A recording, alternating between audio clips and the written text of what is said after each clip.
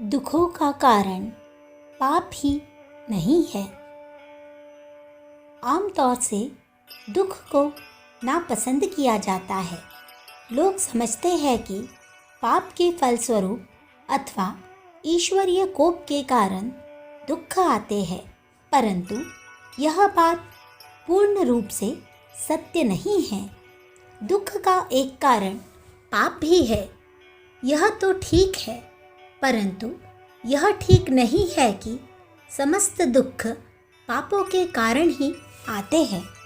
बहुत बार ऐसा भी होता है कि ईश्वर की कृपा के कारण, संचित पुण्यों के कारण और पुण्य संचय की तपश्चर्या के कारण भी दुख आते हैं।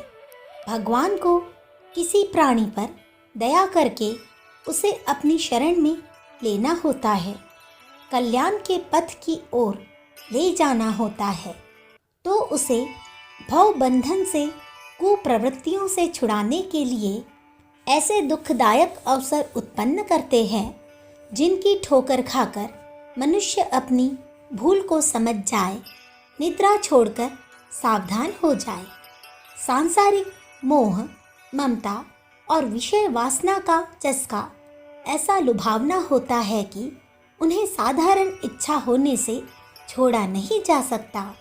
एक हल्का सा विचार आता है कि जीवन जैसी बहुमूल्य वस्तु का उपयोग किसी श्रेष्ठ काम में करना चाहिए, परंतु दूसरे ही क्षण ऐसी लुभावनी परिस्थितियां सामने आ जाती हैं जिनके कारण वह हल्का विचार उड़ जाता है और मनुष्य जहाँ का तहाँ पड़ा रहता है, उसी तुच्छ परिस्थिति में पड़ा रहता है।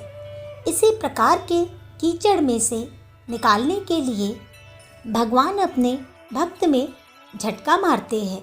सोते हुए को जगाने के लिए उसे बड़े जोर से झकझोरते हैं। यह झटका और झकझोर हमें दुख जैसा प्रतीत होता है।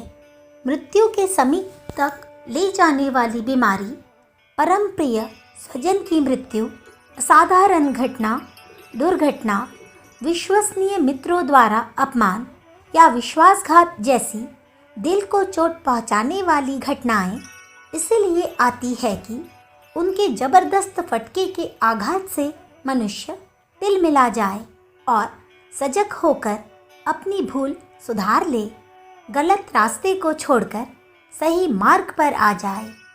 पूर्व संचित शुभ संस्कार एक सच्चे चौकीदार की भांति उस मनुष्य को उत्तम मार्ग पर ले जाना चाहते हैं, परंतु पाप की ओर जब उसकी प्रवृत्ति बढ़ती है तो वे शुभ संस्कार इसे अपने ऊपर आक्रमण समझते हैं और इससे बचाव करने के लिए पूर्ण प्रयत्न करते हैं।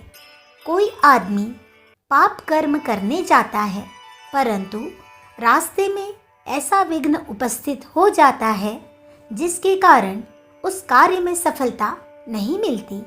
वह पाप होते होते बच जाता है। चोरी करने के लिए जाते हुए यदि रास्ते में पैर टूट जाए और वह दुष्कर्म पूरा न हो सके तो समझना चाहिए कि यह पूर्व संचित शुभ संस्कारों के कारण, पुण्य फल के कारण हुआ है। धर्म कर्म करने में, कर्तव्य धर्म का पालन करने में असाधारण कष्ट होता है। इसके अतिरिक्त दुष्टात्मा लोग अपने पापपूर्ण स्वार्थ पर आघात होता देखकर उस धर्म सेवी के विरुद्ध हो जाते हैं और नाना प्रकार के कष्ट सत्पुरुषों को पग पग पर झेलने पड़ते हैं। यह पुण्य संचय के, तपश्चर्या के, अपनी सत्यता की परीक्षा देने के दुख है।